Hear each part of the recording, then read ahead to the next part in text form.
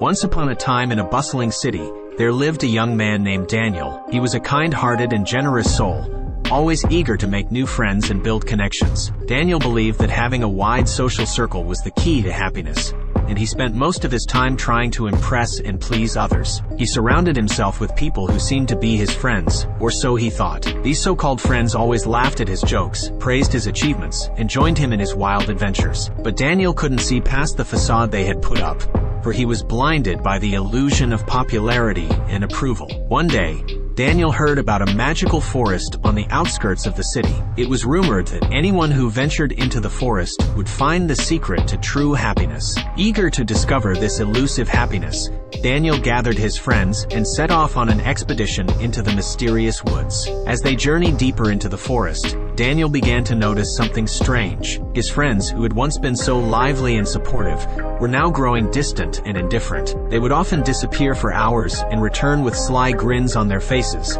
refusing to share their experiences with him. Ignoring these warning signs, Daniel pressed on, hoping that the answers he sought would be found deeper within the forest. But the forest was not kind to those who sought happiness through deceit and shallow friendships. As they ventured further, each member of his group began to reveal their true nature. One by one, they turned on Daniel, using him to further their own selfish ambitions. They took advantage of his generosity, manipulating him into doing their bidding. They no longer laughed at his jokes. Instead, they laughed at him. They no longer praised his achievements. Instead, they belittled him. Daniel was devastated. He realized that the friends he had trusted were nothing more than opportunists who had been using him all along. With a heavy heart, he decided to part ways with them, cutting ties with those who had brought him so much pain. Alone in the heart of the mystical forest, Daniel felt an overwhelming sense of loneliness. He sat down under a tall oak tree and wept, feeling betrayed and abandoned. But as he cried, something incredible happened. The forest seemed to come alive with a soothing, gentle energy. Birds sang melodious tunes, and the leaves rustled in the wind,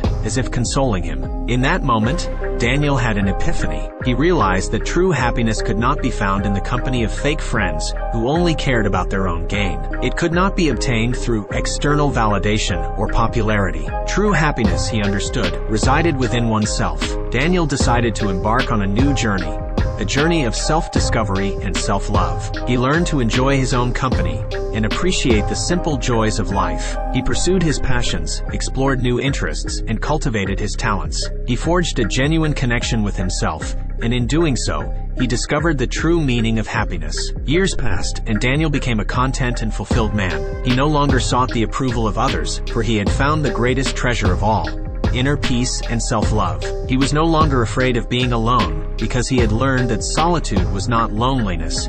It was an opportunity for self-growth and reflection. One day, as he was strolling through the city, he saw a young man who reminded him of his former self. The young man was surrounded by a group of people who seemed to be using him for their own gain. Daniel approached the young man and shared his own story, hoping to spare him from the pain he had endured. But the young man brushed him off, blinded by the allure of popularity and external validation. He believed that having fake friends was better than being alone. Daniel could only shake his head and walk away, knowing that some lessons could only be learned through experience. And so, the story of Daniel serves as a powerful reminder that true happiness cannot be found in the company of fake people who use and manipulate us. It can only be discovered by embracing our authentic selves, cultivating self-love, and finding contentment in the solitude of our own company. In the end, those who seek happiness through deceit and shallow friendships may find themselves truly alone when they need genuine support the most.